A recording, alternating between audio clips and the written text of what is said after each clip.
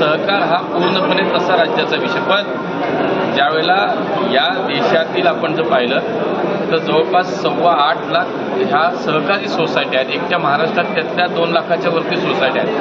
किंवा महाराष्ट्र हे सहकाराच्या दृष्टीने अत्यंत समृद्ध असं राज्य आहे. आणि आपण जर पाहिलं असेल की सहकारासाठी म्हणून देशभरामध्ये एक केंद्र सरकारच्या माध्यमातून बॅक्स कॉम्प्युटरायझेशन असेल, तीन नवीन मल्टी स्टेट कॉर्पोरेशनच्या माध्यमातून नवीन सोसायटीची निर्मिती असेल, त्या ठिकाणी सहकाराला ताकद देण्याचं काम केंद्र सरकार करतं.